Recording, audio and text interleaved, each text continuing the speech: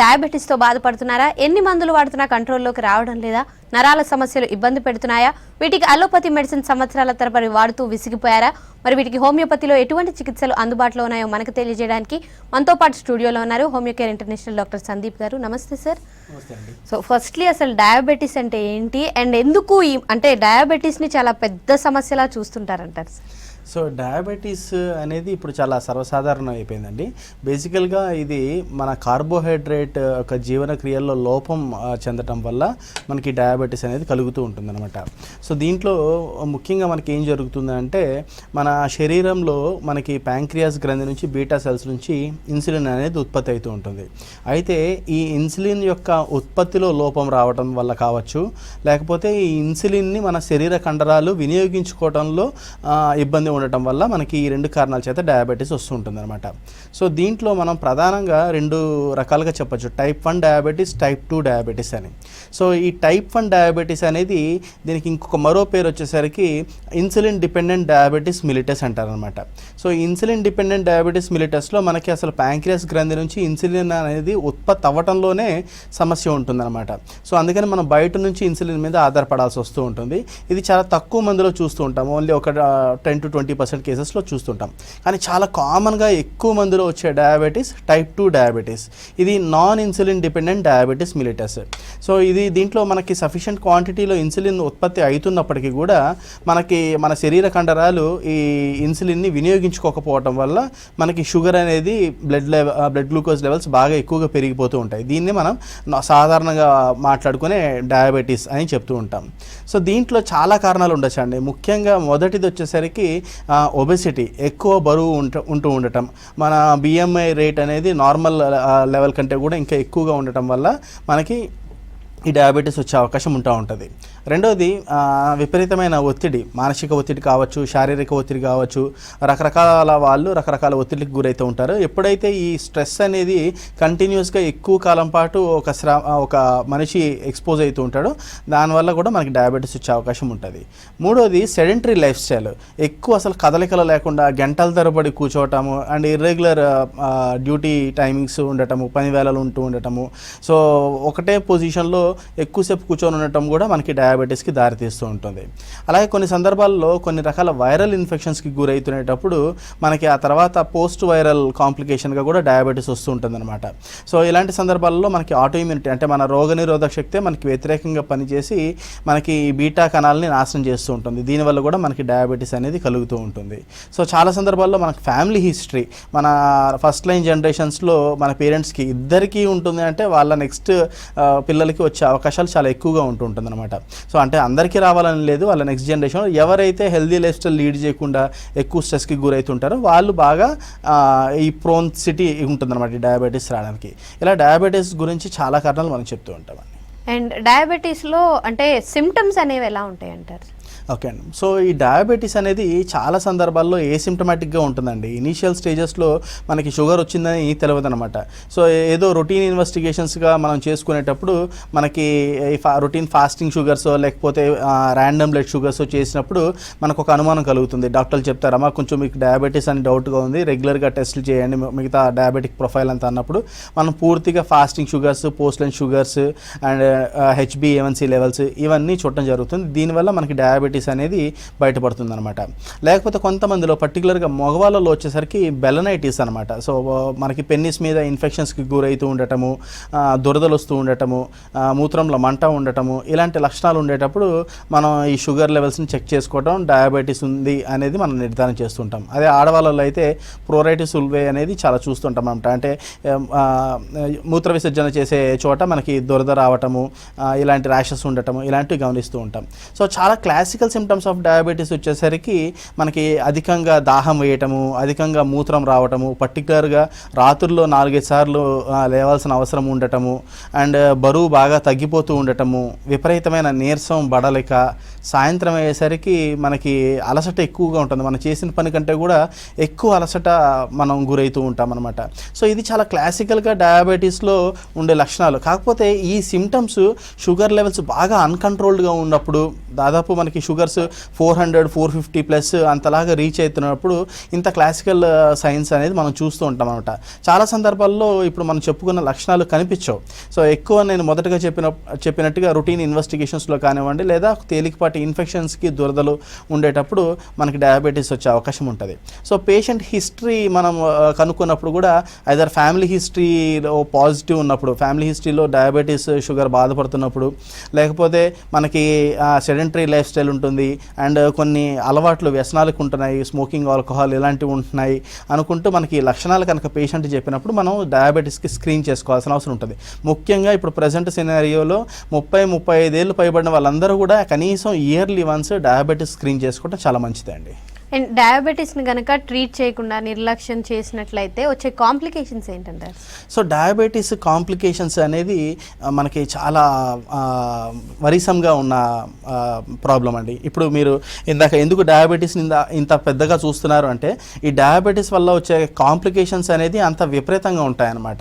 So ముఖ్యంగా diabetes complications గురించి మాట్లాడుకోవాలంటే ఈ డయాబెటీస్ ఎక్కువ కాలం పాటు మనం సరైన రూట్ కాజ్ ట్రీట్మెంట్ తీసుకోకుండా మనకు అన్కంట్రోల్డ్గా ఉండేటప్పుడు మనకి రిస్క్ ఆఫ్ స్ట్రోక్స్ ఎక్కువ ఉంటాయండి. ఒకటి ఐదర్ హార్ట్ స్ట్రోక్ అయినా బ్రెయిన్ స్ట్రోక్ అయినా. సో ఎందుకంటే మనకి ఈ డయాబెటీస్ ఎక్కువ కాలం పాటు ఉండేటప్పుడు మన రక్తనాళాలన్నీ ఎండ్ ఆర్టరీస్ అన్నీ కూడా చాలా సన్నగా అయిపోతూ ఉంటాయి అనమాట. ఎథెరోస్క్లెరోసిస్ అనేది జరుగుతూ ఉంటుంది. అంటే మన రక్తనాళాలలో కొవ్వు పెరిగిపోతూ ఉండటం వల్ల అవి మనకి బ్లాక్ అయిపోతూ ఉంటాయి అనమాట. దీనివల్ల మనకి హార్ట్లో జరిగినప్పుడు మనకి హార్ట్ అటాక్ రావచ్చు, లేదా బ్రెయిన్లో జరిగినప్పుడు మనకి స్ట్రోక్స్ వచ్చే అవకాశం ఉంటూ ఉంటుంది. రెండోది వచ్చేసరికి డయాబెటిక్ న్యూరోపతి అంటారు. సో ఇది కూడా చాలా కామన్గా చూస్తున్న కాంప్లికేషన్. సో ఒక 10 ఏళ్ళు, 15 ఏళ్ళు, 20 ఏళ్ళు వాళ్ళు మెయింటైన్ చేసే షుగర్ లెవెల్స్ని బట్టి, వాళ్ళ యొక్క పనితీరుల అలవాట్లను బట్టి ఈ న్యూరోపతి అనేది ఎప్పుడన్నా వచ్చే అవకాశం ఉంటుంది. సో ముఖ్యంగా మనకి నరాల చుట్టూతో ఉన్న పూత దెబ్బతింటం వల్ల మనకి ఆల్టర్డ్ సెన్సేషన్స్ ఉంటాయి. ముఖ్యంగా అరిచేతులు, పాదాలు, మంటలు, తిమ్మిర్లు ఉన్నట్టు ఉండటము, స్పర్శ తగ్గటము, ఇలాంటివన్నీ జరుగుతాయి అన్నమాట. ఈ న్యూరోపతి ఇంకా చాలా వర్స్ట్ కండిషన్స్కి లీడ్ చేస్తూ ఉంటుంది. ముఖ్యంగా పాదాల్లో మనకి ఇది చాలా ఇబ్బందులకు గురి చేస్తుంది అనమాట. సో ఏమన్నా నెయిల్ ప్రిక్ అయినా కానివ్వండి, ఏమైనా ముళ్ళు గుచ్చుకున్నా కానివ్వండి, లేదా తేలికపాటి చిన్న చిన్న దెబ్బలు పాదాలకి ఎప్పుడూ తగులుతూనే ఉంటాయి. సో మనం ఆ పెయిన్ని పసిగట్టలేము అనమాట. నొప్పి అనేది తెలియదు. సో ఈ ఇంజురీస్ అనేది బాగా సెప్టిక్ అయిపోయి మనకి మజిల్ టిష్యూ కానీ అప్ టు బోన్ దాకా ఈ ఇన్ఫెక్షన్ లోపలికి వెళ్ళిపోయేదాకా గుర్తుపట్టం. అసలు పేషెంట్ గమనించడం అనమాట. బాగా పస్ ఫామ్ అయ్యి మనకి స్మెల్ బాగా అఫెన్సివ్గా వచ్చేటప్పుడు అప్పుడు మనకేమన్నా ఉందేమో అని మనం చూసుకోవడం జరుగుతూ ఉంటుంది. సో ఈ న్యూరోపతి అనేది చాలా వర్స్ట్ కేసెస్ దాకా దారితీస్తూ ఉంటుంది. అండ్ డయాబెటిక్ ఫుట్ కానివ్వండి, లేదా గ్యాంగ్రీన్ కానివ్వండి, ఇలాంటివి ఎక్కువగా అయ్యే అవకాశాలు ఉంటాయి అన్నమాట. సో తర్వాత కాంప్లికేషన్ రెటినోపతి. సో అంటే మన కంటి పాపలో కూడా మనకి రెటీనల్ హ్యామరేజెస్, రెటీనాకి సప్లై చేసే బ్లడ్ వెజల్స్లో కూడా చిన్న చిన్న మైక్రో హ్యామరేజెస్ జరిగే అవకాశం ఉంటుంది. అది పూర్తిగా రెటీనాని దెబ్బతీసి మనకి కంప్లీట్ బ్లైండ్నెస్కి, అంధత్వానికి దారితీస్తూ ఉంటుంది. అలాగే డయాబెటిక్ నెఫ్రోపతి అంటారు. సో ఈ కిడ్నీలకు వెళ్ళే రక్తనాళాలు కూడా బాగా దెబ్బతింటాం, కిడ్నీ మజిల్ కూడా దెబ్బతింటం వల్ల మనకి క్రియాటిన్ లెవెల్స్ బాగా పెరిగిపోతూ ఉంటాయి, కిడ్నీ యొక్క పనితీరు తగ్గిపోతూ ఉంటుంది, రీనల్ ఫెయిల్యూర్లో కూడా ల్యాండ్ అప్ అవుతుంటారు. ఇది డయాబెటిక్ రెటినోపతి. ఇవి కాకుండా ఇంకా తేలికపాటి సమస్యలు చాలా ఉండొచ్చండి. డయాబెటీస్ ఇన్ఫెర్టిలిటీకి దారితీస్తుంటుంది, అండ్ కొన్ని సెక్షువల్ ప్రాబ్లమ్స్కి దారితీస్తుంటుంది, విపరీతమైన మలబద్ధకానికి దారితీస్తూ ఉంటుంది. ఇలా మైనర్ కాంప్లికేషన్స్ కూడా ఈ డయాబెటీస్ వల్ల కలుగుతూ ఉంటాయి. ఓకే సార్, కాలర్ ఉన్నారు, కుమారి గారు ఖమ్మం నుంచి. నమస్తే అండి. నమస్తే అండి. మీ సమస్య ఏంటో చెప్పండి సార్. డయాబెటీస్ ఉందండి నాకు. అమ్మా చెప్పండి అమ్మా. డయాబెటీస్ ఉందండి నాకు. ఓకే అమ్మా, ఎంతకాలంగా ఉందమ్మా? నాకు ఒక 6 years నుంచి ఉందండి. ఓకే. అయితే ఇప్పుడు ఈ మధ్య కొంచెం ఎక్కువ అయ్యేసరికల్లా మార్నింగ్, ఈవినింగ్, నైట్ కూడా టాబ్లెట్స్ వేసుకుంటున్నాను. ఓకే అమ్మా. అయితే ఈ కాళ్ళు, చేతులు తిమ్మిర్లు వస్తున్నాయి సార్. నేను మామూలుగా హోమియోపతి కాదు అలోపతే వాడుతున్నా. అలాగేనమ్మా. అది తిమ్మిర్లు వస్తున్నాయి సార్. ఏం చేయమంటారు? వాకింగ్ చేస్తాను. ఓకే అమ్మా. హార్డ్ వర్కే చేస్తాను, కానీ తిమ్మిర్లు వస్తున్నాయి. ఓకే అమ్మా. అమ్మ మీ చివరిసారి HbA1c అని గ్లైకోజిలేటెడ్ హిమోగ్లోబిన్ అని ఒక పరీక్ష ఉంటుందమ్మా. అంటే ప్రతి 3 నెలల పరీక్ష అంటారు. 3 నెలలకు ఒకసారి పరీక్ష చేస్తే దానికి ఎక్స్ట్రా ఉందనే 2 టాబ్లెట్స్ రాశారు సార్ మాకు.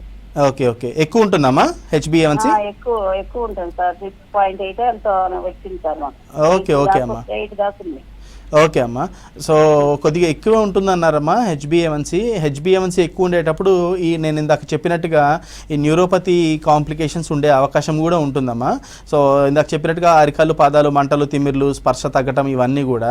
సో ఈ డయాబెటీస్ని మనం హోమియోపతి విధానం ద్వారా కూడా మనం ట్రీట్ చేయొచ్చుమా. సో దీంట్లో మనం షుగర్స్ని రెగ్యులరైజ్ చేస్తూ హెచ్బిఏవన్సీ లెవెల్స్ని కంట్రోల్లోకి తీసుకోవటం వల్ల మనకి ఈ సిమ్టమ్స్ అన్నీ కూడా రివర్స్ అవుతూ ఉంటాయి అనమాట. అంటే మీరు ఏదైతే నమ్నెస్ చెప్తున్నారో అవన్నీ కూడా కంట్రోల్ అవుతాయి. ఒకసారి మీరు క్లినిక్కి వస్తే అమ్మా, మనం క్లినికల్గా కూడా మిమ్మల్ని చూడడానికి, పరీక్ష చేయడానికి అవకాశం ఉంటుంది. ఎందుకంటే ఇలాంటి లక్షణాలే తిమ్మిర్లు ఒక్కసారి స్పాండిలోసిస్లో కూడా ఉండే అవకాశాలు ఉంటాయి అనమాట. సో ఇది డయాబెటీస్ వల్ల కలుగుతున్నదేనా, లేకపోతే ఇంకేమైనా స్పాండిలోసిస్ వల్ల, ఏమైనా డిస్క్ బల్జెస్ వల్ల ఈ నమ్నెస్ తిమ్మిర్లు ఉంటున్నాయా అనేది మనం కొద్దిగా డిఫరెన్షియల్ డయాగ్నోస్ చేసుకొని మీ షుగర్ లెవెల్స్ని కంట్రోల్లో పెట్టుకుంటూ దానికి తగినట్టుగా డైట్ తీసుకొని మీరు ఈ హోమియోపతిక్ కాన్స్టిట్యూషనల్ ట్రీట్మెంట్స్ తీసుకున్నప్పుడు డయాబెటీస్ రివర్సిబుల్గా ఉంటుందమ్మా. కాబట్టి ఒకసారి దగ్గరలో ఉన్న బ్రాంచ్ని అప్రోచ్ అవ్వండి. ఓకే సార్, అంటే హెచ్బిఏవన్సీ ఏ లెవెల్ వరకు ఉంటే సేఫ్ అంటారు, అండ్ ఒకవేళ బార్డర్ లెవెల్లో ఉంటే దాన్ని మళ్ళీ నార్మల్ చేసే అవకాశం ఉంటుందంటారు? ఓకే అండి. సో ఈ హెచ్బిఏవన్సీని గ్లైకోసిలేటెడ్ హిమోగ్లోబిన్ అంటారండి. సో ఇది గత 90 రోజులుగా 24/7 మన షుగర్ హిస్టరీని చెప్తూ ఉంటుందన్నమాట. సో అంటే ఏంటంటే ఇది మనకి 6.0 కంటే కూడా తక్కువ ఉండేటప్పుడు ఇది నాన్ డయాబెటిక్ రేంజ్ అని చెప్తారు. అలాగే 6.0 నుంచి 6.5 వరకు ఉన్నప్పుడు diabetes with very good control. Already ఆ పేషెంట్ డయాబెటీస్ అని తెలిసి ఆ డయాబెటీస్ గురించి సంబంధించిన మందులు వాడుకుంటూ ఈ హెచ్బిఏవన్సీ లెవెల్స్ 6 to 6.5 మెయింటైన్ చేయగలిగితే చాలా చక్కగా కంట్రోల్లో ఉంది అని చెప్పచ్చు. లేదా మనకి ప్రీ డయాబెటిక్ అని చెప్పచ్చు. అప్పుడు దాకా ఆ పేషెంట్ డయాబెటీస్ ఉంది అని తెలియదు, కానీ హెచ్బిఏవన్సీ 6.0 to 6.5 వచ్చింది ఆన్ రొటీన్ ఇన్వెస్టిగేషన్స్, అంటే అతను ప్రీ డయాబెటిక్ స్టేజ్లో ఉన్నారని చెప్పచ్చు అనమాట. సో ఇక్కడ మనం ఈ స్టేజెస్లో మనం స్ట్రిక్ట్గా డైట్ కంట్రోల్ చేసుకొని, కార్బోహైడ్రేట్స్ తగ్గించేసి అండ్ ఫిజికల్ యాక్టివిటీ పెంచుకొని, ఎక్సర్సైజ్ చేయడం, వాకింగ్ చేయడం చేసుకుంటే మనం డయాబెటీస్ జోలికి వెళ్లకుండా ఉండొచ్చు. అదే హెచ్బిఏవన్సీ 6.5 కంటే కూడా ఎక్కువ ఉంటుందంటే మనకి డయాబెటీస్ అన్కంట్రోల్డ్ అని చెప్తూ ఉంటారు. సో అది ఎంత ఎక్కువ ఉంటే అంత అన్కంట్రోల్డ్ డయాబెటీస్గా చెప్పచ్చు. ఉదాహరణకి 6.5 to 7.5 mildly uncontrolled, 7.5 to 8.5 moderate uncontrolled, and more than 8.5 severely uncontrolled diabetes. So ఈ హెచ్బిఏవన్సీ ఎక్కువ ఉన్నప్పుడు, అలా అన్కంట్రోల్డ్గా ఉండేటప్పుడు వాళ్ళు ఆల్రెడీ ఎంతకాలంగా ఈ డయాబెటీస్ సమస్యతో బాధపడుతున్నారు, వాళ్ళ క్రానిసిటీ ఎంత ఉంది అనే దాన్ని బట్టి రిస్క్ ఆఫ్ కాంప్లికేషన్స్ వచ్చే అవకాశాలు ఏమున్నాయి, అండ్ ఆ కాంప్లికేషన్స్కి సంబంధించిన టెస్ట్లు మనం చేసుకున్నప్పుడు దాని రిజల్ట్స్ని బట్టి ఏమేమి కాంప్లికేషన్స్లోకి పేషెంట్ ల్యాండ్ అప్ అవుతున్నారు, లేదా ఆల్రెడీ అయ్యారా, అవి ఏ స్టేజ్లో ఉన్నాయి, ఇలా అనేకమైన విషయాలు మనం దృష్టిలో ఉంచుకుంటూ పేషెంట్ని మనం ట్రీట్ చేస్తూ వెళ్తాం. ఓకే సార్, మరో కాలర్ ఉన్నారు, ముకుందాచారి గారు. నమస్తే అండి, చెప్పండి. మీ సమస్య చెప్పండి సార్. మాకు మంటలో పడితే కాలు కాలింది, అది తగ్గుతుంది, 1.5 year అవుతుంది. ఏంటి సార్, మరొకసారి చెప్పగలుగుతారా? కాలు కొంచెం ఫిట్స్ ఉన్నది, ఫిట్స్ ఉన్నాయి, మంటలో పడ్డ. ఓకే, అది తగ్గుతలేదు. పడిన దెబ్బకి గాయం ఎందుకని తగ్గట్లేదు? మీరు రెగ్యులర్గా ట్రీట్మెంట్ తీసుకున్నారా, అసలు డాక్టర్ గారిని కలిసారా? కొంచెం క్లియర్గా మాట్లాడరా, వినిపించట్లేదు మీ మాట. షుగర్ మనం చెప్పారు మాట్లాడలేదు. Okay okay sir. ఓకే, మనకి షుగర్ సమస్య ఉంటున్నప్పుడు కొద్దిగా అన్కంట్రోల్డ్ షుగర్స్ ఉండేటప్పుడు కాళ్ళకి తగిలే గాయాలు తొందరగా మానవండి చాలామందిలో, పర్టికులర్లీ అన్కంట్రోల్డ్ డయాబెటీస్లో ఉన్నప్పుడు. సో ఎందుకంటే మనకి ఒక గాయమైంది, పుండు మానాలి అంటే ఒకటి మంచి రక్త సరఫరా ఆ భాగానికి వెళ్తూ ఉండాలన్నమాట. సో షుగర్లో మనకి ఎథెరోస్క్లెరోసిస్ వస్తూ ఉండటం వల్ల మనకి బ్లడ్ సప్లై అనేది చివరి భాగాలకి తగ్గిపోతూ వస్తుంటుంది. దీనివల్ల గాయాలు అంత తొందరగా మానవు. రెండోది, షుగర్స్ అన్కంట్రోల్లో ఉండేటప్పుడు మనకి ఇన్ఫెక్షన్స్ ఎక్కువ వచ్చే అవకాశం ఉంటుంది. బ్యాక్టీరియాకి గ్లూకోజ్ అంటే చాలా ఇష్టం. సో ఆ గ్లూకోజ్ లెవెల్స్ మనకి బ్లడ్లో కానివ్వండి, అక్కడ ఉన్న కణాల్లో ఎక్కువగా ఉండేటప్పుడు ఈ బ్యాక్టీరియా అనేది చాలా బలంగా ఉంటుంది. మనకి అంత తొందరగా ఈవెన్ ఎటువంటి ట్రీట్మెంట్స్ తీసుకున్నా కానీ లొంగదు మనకి ఆ బ్యాక్టీరియా. సో దానివల్ల ఇన్ఫెక్షన్స్ అనేటివి బాగా ఎక్కువగా అవుతూ ఉంటాయి. సో ఏమైనా దెబ్బలు తగిలినప్పుడు, పర్టికులర్గా డయాబెటీస్లో ముఖ్యంగా పాదాలకి దెబ్బలు తగులుతున్నప్పుడు షుగర్ని కంట్రోల్లో పెట్టుకోవాల్సిన అవసరం చాలా ఉంటుంది. దానికి తగినట్టుగా మీరు ట్రీట్మెంట్స్ తీసుకొని మీ ఇమ్యూనిటీని కూడా బూస్టప్ చేసుకున్నప్పుడు మనకి వూండ్ హీలింగ్ మెకానిజం తొందరగా జరుగుతుందన్నమాట. సో ఆ విధంగా మనం బయటపడచ్చు. ఇదే కనుక మీరు కంటిన్యూ అవుతూ ఇంకా అజాగ్రత్త చేస్తే సెప్సిస్ బాగా అయ్యి మనకి యాంపుటేషన్ దాకా కూడా లీడ్ అవుతుందండి. సో మీరు ఫోన్లో చెప్పిన హిస్టరీని బట్టి మనం క్లినికల్గా అసెస్ చేయలేం.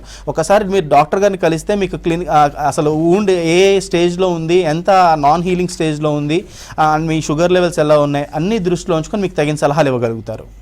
ఓకే సార్, అంటే డయాబెటీస్ జనరల్గా ఒకసారి వస్తే లైఫ్లో మళ్ళీ నార్మల్ అవ్వదు అని అంటుంటారు కదా. సో హోమియోపతి ద్వారా అంటే డయాబెటీస్ని ఎంతవరకు కంట్రోల్ చేయగలుగుతారు? ఓకే అండి. సో హోమియోపతి ద్వారా కూడా మనకి డయాబెటీస్ కంట్రోల్ అవుతుంది అండి. బేసికల్లీ డయాబెటీస్ అనేది ఇంకా లైఫ్ లాంగ్ మనం దాంతో బాధపడాలి అనేది అది పూర్తిగా వాస్తవం కాదు. So diabetes is 100% reversible provided మనం సరైన ట్రీట్మెంట్ తీసుకోవాలి, రెగ్యులర్ ఫాలోఅప్స్ చెకప్స్లో ఉండాలి, డాక్టర్ గారి సలహాలు సూచనలు చాలా స్ట్రిక్ట్గా ఫాలో అవుతూ ఉండాలి. అండ్ డైట్ అండ్ మేనేజ్మెంట్ కూడా చాలా జాగ్రత్తగా ఫాలో అవ్వాలి. నేను ఇప్పుడు మెడిసిన్స్ తీసుకుంటున్నా, నేను స్వీట్స్ తింటాను, ఇర్రెగ్యులర్ డైటరీ హ్యాబిట్స్ మెయింటైన్ చేస్తానంటే వాళ్ళలో షుగర్ లెవెల్స్ మనం అనుకున్న స్థాయిలో కంట్రోల్లోకి రావు. అందుకని patient commitment, patient cooperation doctor తోటి ఉన్నప్పుడు మనకి డయాబెటీస్ అనేది ఖచ్చితంగా రివర్సబుల్. అండ్ డయాబెటీస్ పేషెంట్స్ రకరకాల స్టేజెస్లో డాక్టర్స్ దగ్గరకు వస్తూ ఉంటారు. అందరూ ఒకటే స్టేజ్లో రారు. అండ్ వాళ్ళ ఒక ఫిజికల్ స్ట్రక్చర్ కూడా అందరూ ఒకటేలాగా ఉంటారు. కొంతమంది బాగా సన్నగా నార్మల్ పర్సనాలిటీస్ ఉంటారు, కొంతమంది బాగా ఒబీస్ పర్సనాలిటీస్ వస్తారు, కొంతమంది యంగ్ డయాబెటీస్ డిటెక్ట్ అయిన తొందరగానే. అండ్ పర్టికులర్లీ యంగ్స్టర్స్లో మనకి డయాబెటీస్ వచ్చినప్పుడు చాలా అద్భుతమైన ఫలితాలు వీళ్ళలో రాబట్టగలచ్చు. కొంతమంది బాగా ఎల్డర్ పర్సన్స్ వస్తారు 70s 60sలో.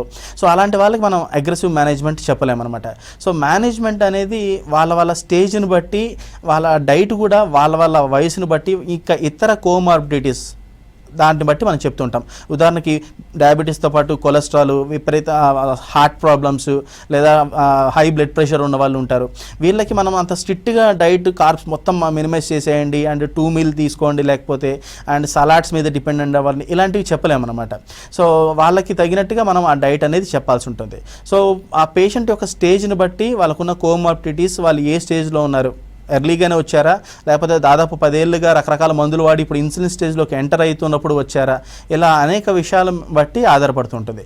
బట్ ఏదేమైనా మనకి డయాబెటీస్ వాళ్ళకున్న స్టేజ్ నుంచి మనకి రివర్స్ చేసే అవకాశాలు చాలా ఎక్కువగానే ఉంటాయి పేషెంట్ కోఆపరేట్ చేసినప్పుడు. ఓకే సార్, మరో కాలర్ ఉన్నారు, కార్తీక్ గారు హైదరాబాద్ నుంచి. నమస్తే అండి. నమస్కారం సార్. మేడం సార్తో మాట్లాడాలనుకుంటున్నాను. చెప్పండి, మీ ప్రాబ్లం చెప్పండి. చెప్పండి కార్తీక్ గారు. సార్ ఏం లేదు, నేను ఈ రోజు మార్నింగే మెడిక్యూర్ లో నేను డయాబెటీస్ టెస్ట్ చేయించుకున్నాను. ఓకే. బిఫోర్ ఫాస్టింగ్ అది 240 చూపిస్తుంది సార్. ఓకే.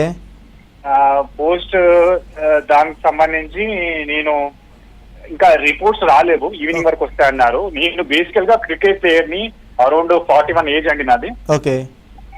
బట్ వీళ్ళు ఇచ్చిన రిపోర్ట్ అంటే ఆ బ్లడ్ శాంపుల్స్ నాకెందుకో జెన్యూనిటీ అనిపిస్తలేదు. అంతకుముందు నేను విజయ డయాగ్నోస్టిక్ కూడా వెళ్ళాను 2 weeks బ్యాక్. ఓకే. వాళ్ళు కూడా సేమ్ అదే ఇచ్చారు రిపోర్టు. ఓకే. నాకు అంటే ఇప్పటి వరకు నేను ఎప్పుడూ చేయించలేదు. బేసికల్ గా నా ఏజ్ కి అంత అవసరం లేదనుకుంటాను. నేను ఎందుకంటే ఫిట్ గా ఉంటాను. నేను క్రికెట్ ఆడతాను, వెళ్ళి ఎక్సర్సైజ్ చేస్తాను, వాకింగ్ చేస్తాను. బట్ స్టిల్ ఇది ఏజ్ ఇంపాక్ట్ లేదంటే హెరిడిటీ వలన మరేం పర్లేదు కార్తిక్ గారు. అయితే ఇప్పుడు ఫాస్టింగ్ షుగర్స్ 240 అనేది అయితే చాలా ఎక్కువ. నార్మల్గా ఫాస్టింగ్ షుగర్స్ మనకి 100 to 110 మధ్యలోనే మెయింటైన్ అవుతూ ఉండాలి. అలాగే పోస్ట్ లంచ్ అనేది 140 to 160 మధ్యలోనే మెయింటైన్ అవుతూ ఉండాలి. ఇంతకన్నా ఎక్కువ ఉంటుంది అంటే మనం డయాబెటీస్ అని చెప్పుకోవచ్చు. కానీ 100% మనకి డయాబెటీస్ ఉంది అనే నిర్ధారణ ఎప్పుడు చేసుకోవాలంటే మనం HbA1c చేసుకున్నాకనే. సో HbA1c రిపోర్ట్ కూడా మీరు చేయించండి. ఒకవేళ ఆల్రెడీ టెస్ట్కి ఇచ్చేసి ఉంటే కనుక ఆ రిపోర్ట్ గురించి వెయిట్ చేయండి. మీ HbA1c 6.5 కంటే కూడా ఎక్కువ ఉంటుంది అంటే డయాబెటీస్ ఉందనే మీరు కంక్లూషన్కి రావచ్చు అనమాట. సో ఆ రిపోర్ట్స్ తీసుకొని మీరు వెంటనే ఒకసారి డాక్టర్ గారిని కలవండి. సో దాన్ని బట్టి మీకు ఏమేమి మెడికేషన్స్ ఎలా వాడాలి అండ్ ఎటువంటి జాగ్రత్తలు తీసుకోవాలి అని చెప్తూ ఉంటారు. అండ్ మీరు చాలా హెల్దీగా ఉంటారు, అథ్లెటిక్ అని చెప్తున్నారు, ఆటలు ఆడతారని చెప్తున్నారు. అండ్ మీ ఏజ్ 41 చాలా మంచిదండి. ఆటలు ఆడాలి, మంచి ఫిజికల్ వర్కౌట్స్ చేయడం అనేది మంచిది. మీరు అది కంటిన్యూస్గా అది కంటిన్యూ చేయండి మీరు.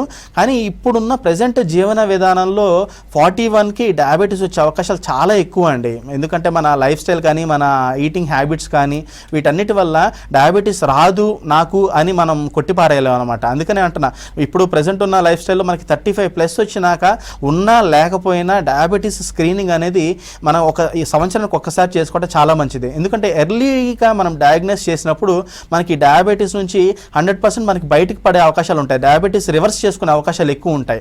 అదే మనం అజాగ్రత్త చేసి ఎక్కువ కాలం పాటు మనం అన్నోటీస్డ్గా ఉండి మనం డయాగ్నోస్ చేసుకోకుండా అలా ఎక్కువ స్టేజ్లోకి వెళ్ళిపోయినాక ఇంకా అడ్వాన్స్ అయినాక మనం రివర్స్ చేసుకోవడానికి కూడా ఎక్కువ కష్టపడాల్సి వస్తుంది. కాబట్టి మీరు అజాగ్రత్త చెయ్యొద్దండి. మీ రిపోర్ట్స్ తీసుకోండి.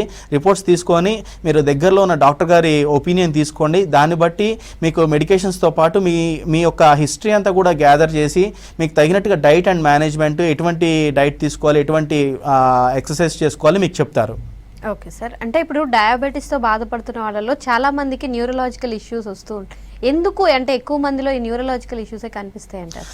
ఓకే అండి. సో మొదటిగా ఇందాక మనం చెప్పుకున్న కాంప్లికేషన్స్ ప్రకారంగా ఫస్ట్లో డయాబెటీస్ వల్ల మనకి స్ట్రోక్స్ అనేది ఎక్కువ అవుతూ ఉంటాయండి. ఐదర్ ఇది ఇష్కిమిక్ స్ట్రోక్ కావచ్చు లేదా హ్యామరేజిక్ స్ట్రోక్ కావచ్చు. పర్టికులర్గా ఈ డయాబెటీస్ సమస్యతో బాధపడుతున్న వాళ్ళు, వీళ్ళతో పాటు ఇంకా ఎడిక్షన్స్ ఏమైనా స్మోకింగ్, ఆల్కహాల్, టొబాకో చీవింగ్ ఇలాంటి అలవాట్లు ఉన్న వాళ్ళలో మనకి ఈ రిస్క్ ఫ్యాక్టర్ అనేది ఎక్కువగా ఉంటుంది. So diabetes is the first and foremost cause అనమాట ఈ స్ట్రోక్స్ రావడానికి.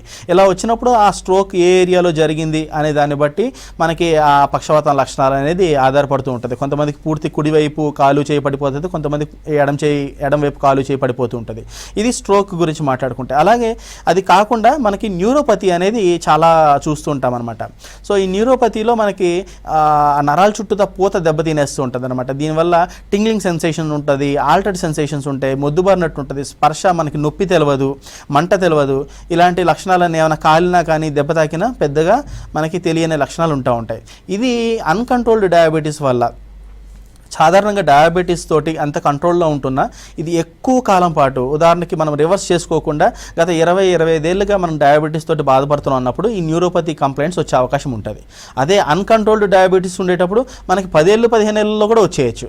అందుకని డయాబెటీస్ని మనం ఎంత కంట్రోల్లో పెట్టుకుంటే మనం ఈ యొక్క కాంప్లికేషన్స్ని అంత దూరం పెట్టే అవకాశం ఉంటుంది. బట్ మీన్ వైల్ మనం ఈ డయాబెటీస్ని రివర్స్ చేసుకోగలిగితే అసలు కాంప్లికేషన్స్ దూరంలో కూడా ఉండవు, మనం పూర్తిగా నివారించే అవకాశం ఉంటుంది అనమాట. అందుకని డయాబెటీస్ని మనం ప్రాపర్గా డయాగ్నోస్ చేసుకొని ఏ స్టేజ్లో ఉన్నామో తెలుసుకొని మనం ఈ కాన్స్టిట్యూషనల్ అప్రోచ్ ద్వారా మనం దీన్ని రివర్స్ చేసుకోగలిగితే చాలా మంచి ఫలితాలు రాబట్టగలుగుతామండి. ఓకే సార్, మరో కాలర్ ఉన్నారు. సత్తయ్య గారు, నమస్తే అండి. నమస్కారం సార్. మీ సమస్య సార్తో చెప్పండి. చెప్పండి, మీ ప్రాబ్లం చెప్పండి. ఏం లేదు మేడం. సార్ నమస్కారం సార్. నమస్తే సత్య గారు, చెప్పండి. నాకు గత 20 ఏళ్ళకెళ్ళి ఉంది సార్ అది షుగర్. ఓకే. అయితే ఏం లేదు, మంచిగానే ఉండేది కానీ ఇప్పుడు అరికాలు మంటలు చుమ్మ మంటలు వస్తున్నాయి. ఓకే. స్పర్శ తక్కువ. ఓకే. ఇంగ్లీష్ మందులు వాడుతున్నా. ఓకే. ఇట్లా ఉంది, వేరేదైతే ఏం లేదు కానీ. ఓకే అండి. Okay.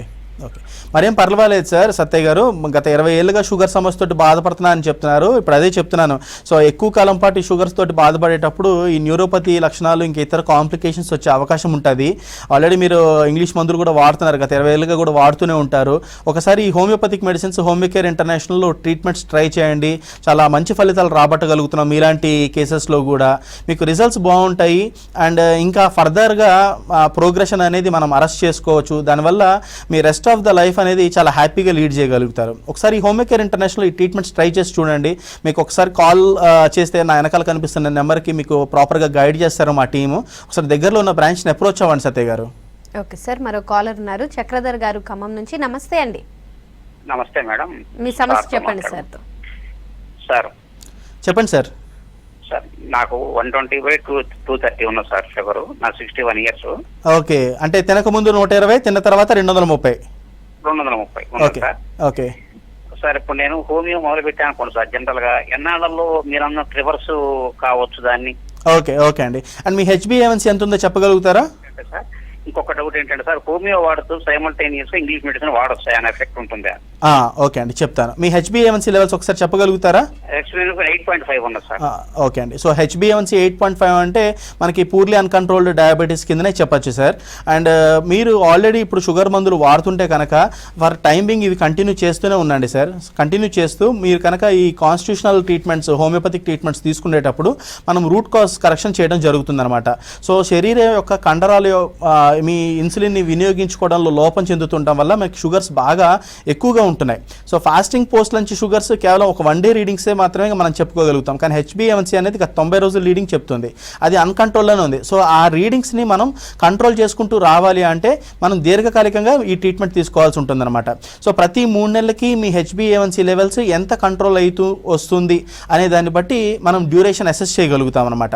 So and patient to patient మీ యొక్క డైటరీ ప్యాటర్న్స్ కూడా వేరువేరుగా ఉంటాయి. సో మనం తీసుకునే జాగ్రత్తలు మన డైట్ ఎంత స్ట్రిక్ట్గా ఫాలో అవుతున్నాము అనే దాన్ని బట్టి కూడా ఆధారపడుతూ ఉంటుంది అనమాట. సో పర్టికులర్గా ఇంత టైంలో అయిపోతుంది, తగ్గించేస్తాం అని చెప్పలేం. కానివ్వండి, అలా పేషెంట్ని పూర్తిగా అసెస్ చేసినప్పుడు మనం ఎంత కాలంలో మనం దీన్ని చేయగలుగుతాం అనేది వివరించగలుగుతాం. కాబట్టి ఒకసారి దగ్గరలో ఉన్న బ్రాంచ్ని అప్రోచ్ అయితే మీ కేస్ హిస్టరీ అంతా మనం స్టడీ చేసినాక మనం మీకు ఎంత టైం పడుతుంది అనేది మనం క్లియర్గా చెప్పచ్చు. Thank you so much Sandeep గారు. ఇది ఇవాళ good health. Stay tune to VC.